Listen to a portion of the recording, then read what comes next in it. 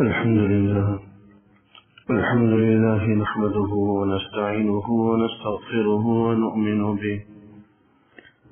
ونؤمن به ونتوكل عليه ونعوذ بالله من شرور أنفسنا ومن سيئات أعمالنا من يهده الله فلا مضل له ومن يضلل فلا هادي له ونشهد أن لا إله إلا الله وحده لا شريك له ونشهد أن سيدنا وسندنا ونبينا ومولانا محمدا عبده ورسوله صلى الله تعالى عليه وعلى آله وأصحابه وبارك وسلم تسليما كثيرا أما بعد فأعوذ بالله من الشيطان الرجيم بسم الله الرحمن الرحيم أولم نعمركم ما يتذكر فيه من تذكر وجاءكم النذير صدق الله العظيم وصدق رسوله النبي الكريم ونحن على ذلك لمن الشاهدين والشاكرين والحمد لله رب العالمين. میرے قابل احترام بزرگوں، محترم سامعین،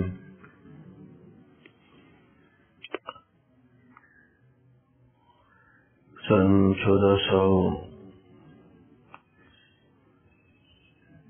2023 شمسی سال کا یہ اختتام ہونے کو ہے. نئے سال کا، نئے شمسی سال کا آغاز ہوگا. ہمارے یہاں دو طرح کے سن اور سال رائج ہیں. ایک شمسی سال کہلاتا ہے اور ایک قمری سال کہلاتا ہے. شمسی سال وہ کہلاتا ہے جب زمین سورج کے گرد اپنا ایک چکر مکمل کر لیتا ہے، جس کا دورانیہ تقریباً 365 دنوں پر مشتمل ہوتا ہے. تو زمین جب سورج کے گرد ایک چکر مکمل کر لے تو اس سے جو سال وجود میں آتا ہے وہ شمسی سال کہلاتا ہے. اور قمری سال کا مطلب ہوتا ہے جب چاند زمین کے گرد ایک چکر مکمل کر لے. یہ عموماً 345 دنوں کے لگ بھگ کا ہوتا ہے. جب یہ اپنا چاند زمین کے گرد ایک چکر مکمل کر لیتا ہے تو اس سے جو سن اور سال وجود میں آتا ہے وہ قمری سال کہلاتا ہے. دونوں ہی ایسے سال ہیں جو اللہ جل شانہ کی بنائی ہوئی چیزوں سے ہی وجود میں آتے ہیں. زمین کے ایک چکر مکمل کرنے سے سورج کے گرد شمسی سال کا وجود ہوتا ہے، اور چاند کا زمین کے گرد ایک چکر مکمل کر لینا یہ قمری سال کو پیدا کرتا ہے. تو دونوں ہی مہینے ایک طرح سے اللہ ہی کے پیدا کردہ ہے. ایک سوچ جو یہ ہوتی ہے کہ شمسی سال تو غیر مسلموں کا ہے، قمری سال مسلمانوں کا ہے، تو ذرا حقیقت یہ دونوں ہی سال مسلمانوں کے ہیں. البتہ اس میں جو مہینے ہیں، جو کیلنڈر ہے، اس کیلنڈر میں فرق ہے. کیلنڈر ہمارے یہاں جو معتبر ہے وہ ہجری تقویم کا ہے، ہجری کیلنڈر معتبر ہے. اور عموماً عیسائی حضرات سن عیسوی کیلنڈر کا اعتبار کرتے ہیں، جو آج 2023 کا اختتام ہو رہا ہے، 24 کا آغاز ہونے والا ہے. نئے سال کا اختتام، نئے سال کا آغاز غیر مسلم ممالک یا جو ہے مغربی ممالک کی طرح ہمارے یہاں بھی اب نئے سال کے آغاز پر تقریبات کا انعقاد ہوتا ہے. خوشیاں منانا، آتش بازی کرنا، منچلوں کا، نوجوانوں کا ناچ گانا کرنا، اور جو آزاد ذہن کے لوگ ہیں وہاں تقریبات کا، مخلوط تقریبات کا انعقاد، جس میں نوجوان بچے بچیاں ہوں، ایسی محافل و تقریبات کا بھی انعقاد ہوتا ہے. ایک طرح سے جو مغربی ممالک ہیں، ترقی یافتہ ممالک ہیں، عیسائی ممالک ہیں، ان کا دیکھا دیکھی اسلام کا نام لینے والے لوگ بھی انہی کی اقتداء اور پیروی میں ایسے لگے ہوئے ہیں کہ اب یہ دن اور یہ ایام منانا شروع کر دی۔ نئے سال کے آغاز پر خوشیاں منانے کے بجائے اسلام تو یہ کہتا ہے کہ ہم اپنا محاسبہ کریں کہ ہماری زندگی کا 1 سال گزر گیا، 1 سال کم ہوا، ہم مزید اپنی قبر کی اور اپنی آخرت کے قریب ہو گئے۔ تو یہ چیزیں کہ نئے سال کی آمد پر خوشیاں منانا یا زندگی کا 1 سال مکمل ہونے پر سالگرہ منانا، یہ وہ چیزیں ہیں جو ہم نے غیر مسلموں سے مستعار لی ہیں، غیر مسلموں سے عاریتاً لی، اور نہ اسلام کے اندر اس قسم کے ایام اور دنوں کے منانے کا کوئی تصور نہیں ہے۔ بہت ساری چیزیں جو ہم ان کی دیکھا دیکھی اور ان کی نقالی میں کر رہے ہوتے ہیں۔ مدرس ڈے انہوں نے شروع کیا، ہم مسلمانوں نے بھی شروع کر دیا، ہمارے یہاں بھی مدر ڈے ہے، فادر ڈے ہے، لیبر ڈے ہے، اور اسی طرح ارتھ ڈے ہے، طرح طرح کے ایام جو غیر مسلموں کی یہاں رائج تھے وہ آہستہ آہستہ ہم مسلمانوں میں بھی آ رہے۔ مدر ڈے تو وہ لوگ مناتے ہیں جن کی یہاں ماں کے رشتے کا کوئی تقدس اور احترام نہیں ہے، سال میں 1 دن وہ والدین کی نظر کرتے ہیں۔ مدر ڈے اور فادر ڈے تو ان کے لیے، ہمیں تو اسلام ہی کہتا ہے کہ بھائی ماں کے قدموں تلے جنت، آپ کا پورا سال پوری زندگی ہی ماں کی مرہون منت، والدین کے احسانات تلے دبے ہوئے ہیں ہم سر تا پیر۔ اللہ جل شانہ نے اپنی عبادت کے بعد دوسرے نمبر پر جس حکم کو ترجیحی بنیادوں پر بیان کیا وہ والدین کے ساتھ حسن سلوک کا۔ وَقَضَىٰ رَبُّكَ أَلَّا تَعْبُدُوا إِلَّا إِيَّاهُ وَبِالْوَالِدَيْنِ إِحْسَانًا، کہ تمہارے رب نے یہ فیصلہ کر دیا کہ اللہ کے سوا کسی اور کی عبادت نہیں کرنی۔ وَبِالْوَالِدَيْنِ إِحْسَانًا، اس کے فوراً بعد نماز کا حکم نہیں آ رہا، روزے کا حکم نہیں ہے، زکوٰۃ اور حج کا حکم نہیں ہے، لیکن اس کے بعد جس چیز کا اللہ نے حکم دیا وَبِالْوَالِدَيْنِ إِحْسَانًا، والدین کے ساتھ حسن سلوک کا۔ تو ہمارا تو سال کا ہر دن والدین کا دن ہے، ہر دن جو ہے نا والدہ اور والدہ کی خدمت کے لیے وقف ہونا چاہیے، ان کا مقام اور مرتبے کی اسلام اس حد تک تعلیم دیتا۔ تو یہ نئے سال کے آغاز پر جشن منانا اور اس کی مبارکبادی کے پیغامات دینا، ہیپی نیو ایئر یا اس قسم کی تقریبات کا انعقاد کرنا، یہ غیر مسلموں سے مستعار لی ہوئی۔ اس موقع پر اسلام جو ہمیں حکم دیتا ہے وہ 2 باتوں کا ہمیں حکم دیتا ہے۔ ایک تو اپنے سال گزشتہ پر ہم محاسبہ کریں کہ اس میں ہم نے کیا کیا، کیا کرنا چاہیے تھا، کتنی کوتاہیاں ہم سب سے سرزد ہوئی۔ کیونکہ یاد رکھیے اس دنیا کے اندر جو کچھ بھی ہے ہمارے پاس وہ سب زوال پذیر ہے، کوئی چیز ایسی نہیں ہے جو ہمیشہ رہنے کے لیے۔ آج جو نوجوان اپنی صحت اور جوانی میں ہے اس کے پاس اس کے علاوہ کوئی آپشن نہیں ہے، یا تو بڑھاپے کی طرف جائے گا یا تو دنیا سے جائے گا، واپس پلٹنے کا کوئی یوٹرن ہمارے پاس موجود نہیں ہے کہ ہم واپس دوبارہ جوانی کی طرف آ جائیں، بچپنے کی طرف آ جائیں۔ آہستہ آہستہ ہم اپنے بڑھاپے کی طرف جا رہے ہوتے ہیں یا آہستہ آہستہ ہم اپنے قبر کی طرف جا رہے ہوتے ہیں۔ تو اس دنیا میں ملی ہوئی ہر چیز زوال پذیر ہے، ہر چیز فنا ہونے والی۔ ایک بزرگ کہتا ہے کہ مجھے ایک برف بیچنے والے کو دیکھ کر بڑی عبرت ہوئی۔ برف بیچنے والا یہ آواز لگا رہا تھا کہ اللہ کے بندو اس آدمی کے حال پر رحم کرو جس کی زندگی کا سرمایہ ختم ہوتے جا رہا ہے، پگھل رہا ہے، اگر وہ استعمال نہ ہو تب بھی پگھلے گا، اس کو بچا کر ہم نہیں رکھ سکتے، محفوظ کر کے نہیں رکھ سکتے۔ تو آواز لگا رہا ہے کہ اس آدمی کے حال پر رحم کرو جس کی عمر بھر کا سرمایہ پگھل رہا ہے، اس آدمی کے حال پر رحم کرو۔ تو یہی حال ہم لوگوں کا ہے. ہمیں اپنے اوپر اپنے حال پر رحم کرنے کی ضرورت. اللہ نے جو عمر عزیز کا سرمایہ، قیمتی سرمایہ ہمیں عطا کیا تھا، وہ باہر صورت پگھل رہا ہے. کوئی ایسی چیز نہیں ہے کہ ہم اس کو محفوظ کر سکیں، ہم اسے روک سکیں، ہم اسے اپنے ہاتھوں میں لے لیں، کنٹرول میں لے لیں. یہ ہمارے بس میں نہیں، یہ ہمارے اختیار میں نہیں ہے کہ واپسی کی طرف کوئی سفر شروع ہو جائے. گھڑی کبھی واپس الٹے نہیں گھومتی، ہمیشہ آگے ہی گھومتی، آگے ہی گھومتی. ہو رہی ہے عمر مثل برف کم، رفتہ رفتہ چپکے چپکے دم بدم. یہی حال ہماری عمر کا ہے کہ آہستہ آہستہ رفتہ رفتہ چپکے چپکے کم ہو رہی ہے، کبھی زیادہ نہیں ہو.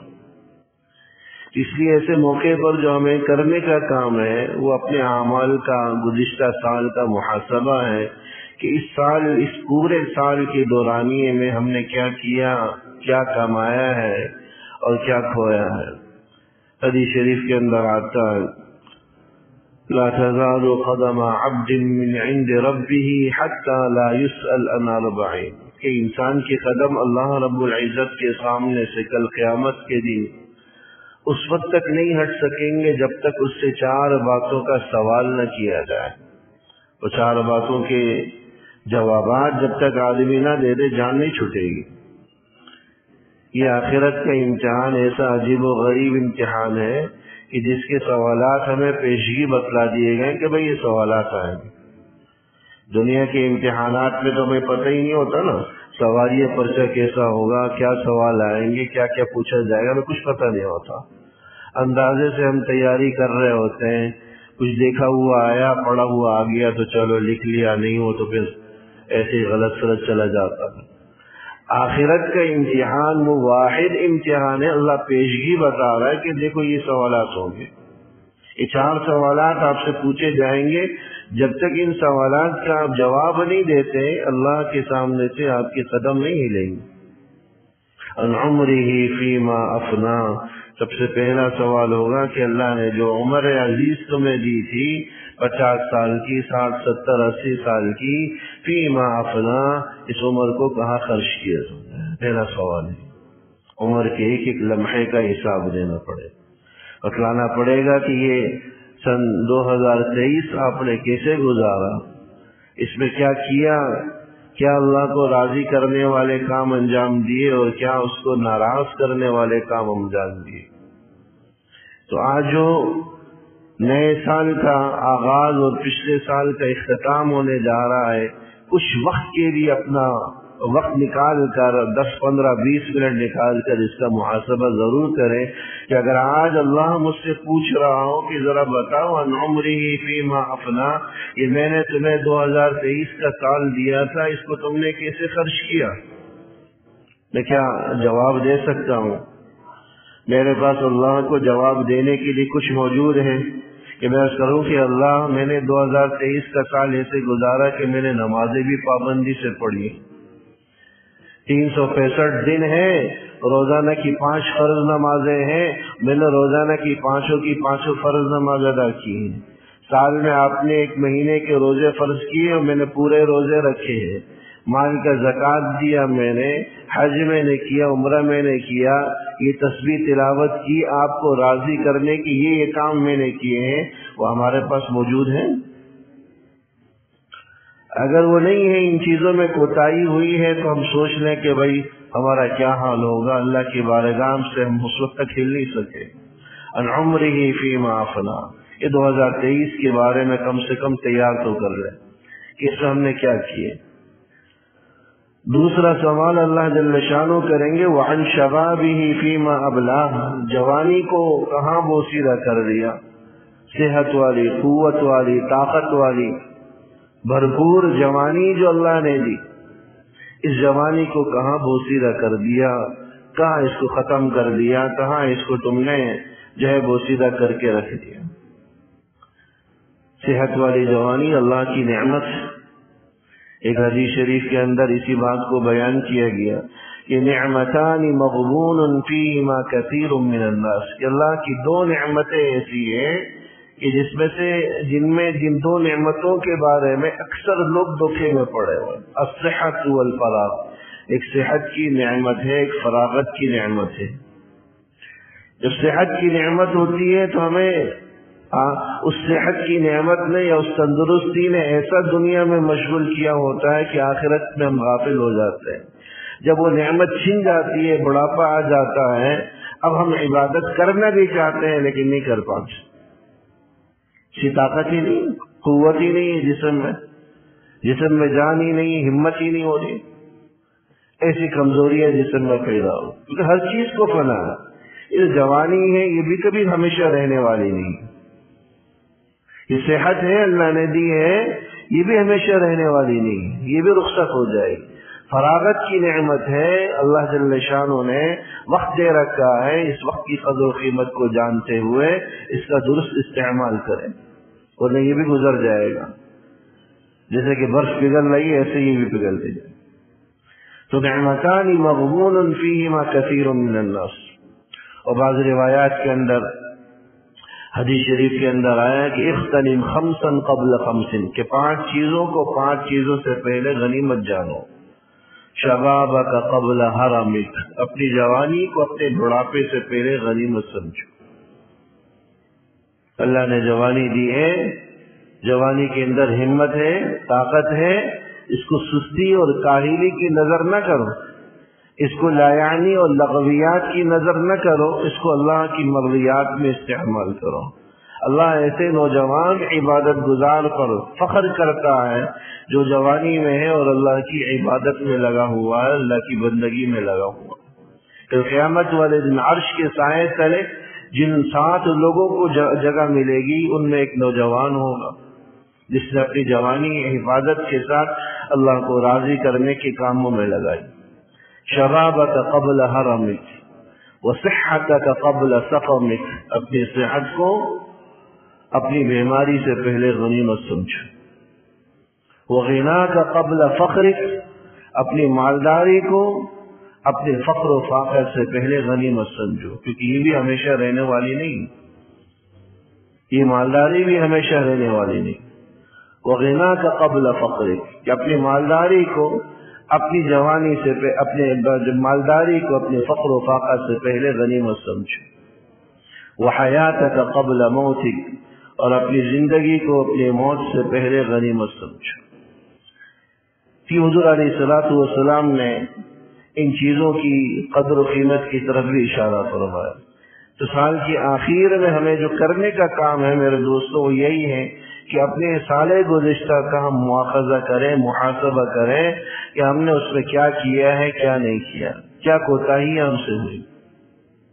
بعض روایات کے اندر آتا، حضور علیہ الصلوۃ والسلام سے ایک صاحب نے پوچھا کہ اللہ کے رسول صلی اللہ علیہ وسلم مجھے بتلائیے کہ ایمان والوں میں سب سے افضل اور بہتر شخص کون ہے، سب سے بہتر اور افضل شخص کون ہے؟ فرمایا احسنهم خلقا، کہ جس کے اخلاق سب سے اچھے ہوں، وہ ایمان والوں میں سب سے افضل ہے۔ پھر پوچھا کہ ایمان والوں میں سب سے عقل مند کون ہے؟ ایمان والوں میں سب سے عقل مند اور ذہین شخص کون ہے؟ فرمایا کہ اکثرهم موتا لذکری، یا اکثرهم موتا لذکری، کہ موت کو سب سے کثرت کے ساتھ یاد کرنے والا وہ انسانوں میں سب سے عقل مند شخص۔ وما بعده استعدادا، کہ وہ موت کو کثرت کے ساتھ یاد کرتا ہے اور موت کے بعد کی زندگی کے لیے تیاری میں لگا ہوا ہے، یہ سب سے عقل مند شخص، یہ سب سے عقل مند ترین شخص۔ اس موقع پر جو کرنے کا کام ہے وہ میرے دوستو یہی، اپنے اعمال کا محاسبہ کریں، اس میں اللہ جل شانہ نے جو اللہ کی مرضیات میں ہم نے کتنا وقت لگایا، کتنی ہم سے کوتاہیاں ہوئی ہیں۔ اگر کوئی اللہ جل شانہ کی مرضیات میں وقت صرف کیا ہے، اس پر اللہ کا شکر ادا کریں، اور جو کمیاں کوتاہیاں ہم سے سرزد ہوئی ہے پورے سال کے دوران، اس پر اللہ کی بارگاہ میں توبہ و استغفار کا اظہار کریں۔ بعض روایات کے اندر قرآن کریم میں بھی ہے، بلکہ اللہ جل شانہ کی بارگاہ میں کچھ لوگ یہ خواہش کا اظہار کریں گے کہ اللہ ہمیں دنیا میں آپ واپس بھیج دیجئے، دنیا میں ہمیں واپس بھیج دیجئے تو ہم اپنی پوری زندگی کو نیکی کے کاموں میں لگائیں گے، طرح طرح کی جو ہے نا عبادات کریں گے، ہر طرح کی عبادات کریں گے۔ اللہ جل شانہ کی طرف سے یہ جواب قرآن کریم نے بیان کیا، اولم نعمرکم ما یتذکر فیہ من تذکر وجاءکم النذیر، کہ ہم نے تمہیں ایسی عمر اور زندگی نہیں دی تھی کہ جس میں اگر کوئی آدمی نصیحت حاصل کرنا چاہتا تو نصیحت حاصل کر لیتا، حالانکہ تمہارے پاس تو ڈرانے والا بھی آیا تھا، متنبہ کرنے والا بھی آیا تھا، تمہیں غفلت سے جگانے والا، جھنجھوڑنے والا بھی آیا تھا کہ اپنی غفلت کی زندگی سے بیدار ہو جاؤ، اپنی آخرت کی تیاری کر لو، کیونکہ اللہ کا ڈرانے والا ہر وقت تمہارے سامنے موجود ہوتا ہے۔ بس کتابوں میں ہے حضرت عزرائیل روح نکالنے والے فرشتے سے کسی نے پوچھا، بھائی تمہارا معاملہ بھی بڑا عجیب ہے کہ تم جب بھی آتے تو اچانک سے آ دبکتے ہو، کبھی بتلا کر آتے نہیں ہو، موت اچانک سے آتی ہے۔ تو اسرائیل سے، حضرت اسرائیل علیہ السلام سے یہ پوچھا گیا تمہارا معاملہ بڑا عجیب ہے کہ تم جب بھی آتے ہو تو اچانک سے آ جاتے ہو، کبھی آگاہ نہیں کرتے، مطلع نہیں کرتے۔ تو فرمانے لگے کہ میں جتنی دفعہ تمہیں مطلع کرتا ہوں، آگاہ کرتا ہوں، متنبہ کرتا ہوں، شاید ہی کوئی اطلاع دیتا ہوں۔ جب بھی تمہارے سر میں درد پیدا ہو، بیماری آئے، تو سمجھ لو کہ یہ میری طرف سے ایک تنبیہ ہے، میں آنے والا ہوں۔ داڑھی کے بالوں میں سفیدی آ جائے تو سمجھ لو کہ میں آنے والا ہوں، یہ میری طرف سے ایک نذیر، ڈرانے والا ہوتا ہے۔ دادا بن گئے، پوتوں والے ہو گئے، یہ میری طرف سے ایک تنبیہ ہے تمہارے لیے کہ اب میں آنے والا ہوں، تیاری پکڑ لو۔ تو جتنی دفعہ میں تمہیں تنبیہ کرتا ہوں، اطلاع دیتا ہوں، شاید ہی کوئی تمہیں دیتا ہوں۔ اس لیے جو گزشتہ سال ہے، جو سال ختم ہونے والا ہے، اس پر ہم اپنی غلطیوں پر توبہ اور استغفار کا اہتمام کریں۔ تو کچھ وقت نکال کر یہ دو کام ضرور کر لیجئے 2023 کے حوالے سے، اور دوسرا تیسرا کام نئے سال کے حوالے سے اللہ جل شانہ سے مانگنا ہے۔ اللہ جل شانہ سے دعا کریں کہ اللہ ایک نئے سال کا آغاز ہو رہا ہے، اے اللہ اس کو قیمتی بنانے کی توفیق نصیب فرما۔ اللہ جل شانہ کی یہ فیصلے آدمی کی طلب پر ہوتے ہیں، جیسے انسان کے اندر طلب ہوگی ایسے اللہ کی طرف سے فیصلے ہوں۔ بے طلبوں کو کچھ بھی نہیں ملتا، بے طلبوں کو کچھ بھی نصیب نہیں ہوتا۔ اللہ سے دعا کریں کہ اللہ آنے والے سال کو قیمتی بنانے کی کوشش کرے۔ خواہشات پر، سوچوں پر یا خیالات پر یہ دنیا نہیں چلتی کہ انسان سوچ لے کہ بھائی آئندہ سال میں یہ کروں گا، وہ کروں گا۔ اس کے ساتھ اللہ سے مانگنے کی ضرورت ہے کہ اللہ جو پچھلے سال جو مجھ سے کوتاہیاں ہوئی ہیں اپنے فضل سے معاف فرما، اور آنے والے سال کو مجھے قیمتی بنانے کی توفیق نصیب فرما کہ اس کو میں قیمتی سے قیمتی بناؤں۔ ایک ایک لمحہ ہمارا اس کا قیمتی سے قیمتی گزرے، کیونکہ وقت سے بڑھ کر قیمتی سرمایہ آدمی کے پاس کچھ بھی نہیں۔ دنیا کی ہر دولت چھن جانے کے بعد آدمی دوبارہ حاصل کر سکتا ہے، پیسے ختم ہو گئے دوبارہ کما سکتا ہے، مکان نہیں رہا دوبارہ حاصل کر سکتا، خرید سکتا ہے، لیکن یہ واحد دولت ہے جو ایک دفعہ ہاتھ سے اگر نکل گئی دوبارہ حاصل کرنے کی کوئی صورت، کوئی امکان نہیں، وہ وقت کی دولت۔ ایک عربی کے شاعر کے الوقت انفس ما عنیت بحفظه واراه اسهل ما عليك يضيع، کہ وقت سب سے وہ قیمتی سرمایہ تھا جس کی حفاظت کا آپ کو حکم دیا گیا، اور آج دیکھ رہا ہوں کہ سب سے زیادہ ضائع ہونے والی اگر کوئی چیز اور کوئی قیمتی دولت ہے وہ تو وقت ہے۔ 24 گھنٹے کا بیشتر حصہ ہمارا لغویات میں صرف ہو رہا ہوتا ہے، اور یہ سوشل میڈیا نے آ کر تو ہمارے اوقات کا ستیہ ناش کر کے رکھ دیا ہے۔ اس چیز نے تو آ کر ہمارے اوقات کا بیڑا غرق کر کے رکھ دیا ہے۔ دن بھر کا بیشتر حصہ ہمارے اسی کی نظر ہوتا ہے۔ رات میں بھی کبھی اگر اچانک آنکھ کھل جائے تو سب سے پہلا ہاتھ ہمارا موبائل پر پڑتا ہے، دیکھیں کیا میسیجز آئے ہیں، کیا پیغامات آئے ہیں۔ یہ صورت حال ہے۔ تو یہ اوقات کو قیمتی بنانے کی ضرورت ہے، کیونکہ اس میں واپسی کی کوئی صورت اور کوئی شکل نہیں۔ یہ مصنون اعمال ہے جو اس موقع پر ہمیں کرنے چاہیے۔ 3 قسم کے کام ہم نے بتلایا کہ پچھلے سال کے اندر اپنے اوقات کا محاسبہ کریں، کیا ہم نے کیا ہے، اور کیا ہم نے کمایا ہے، کیا کھویا ہے۔ دوسرے نمبر پر جو غلطیاں کوتاہیاں ہوئی ہیں اس پر اللہ کی بارگاہ میں توبہ استغفار و ندامت کا اظہار ہو۔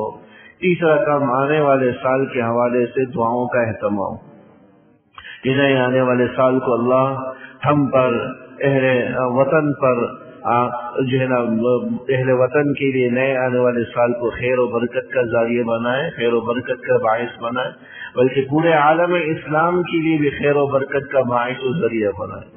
غزہ کے مظلوم مسلمانوں کے لیے اہتمام کی طرف دعاؤں کا اہتمام ہو، کیونکہ اس وقت جو مظالم ان پر ہیں شاید دنیا اس کا تصور نہیں کر سکتی، دنیا اس کا جو ہے حساب نہیں دے سکتی۔ اللہ کی بارگاہ میں ان ظالموں کو جواب دینا پڑے گا۔ کم سے کم ہمارا یہ ہو کہ ان کے حق میں جو ہم کر سکتے ہیں مالی اعتبار سے مدد معاونت، اس پہ بھی دریغ نہ کریں۔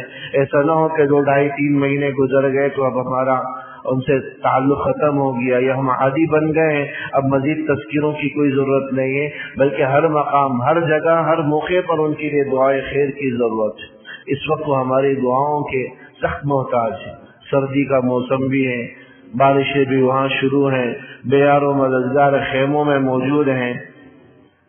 اگر ہم اور آپ ہوتے تو ہماری اور آپ کی کیا حالت ہوتی؟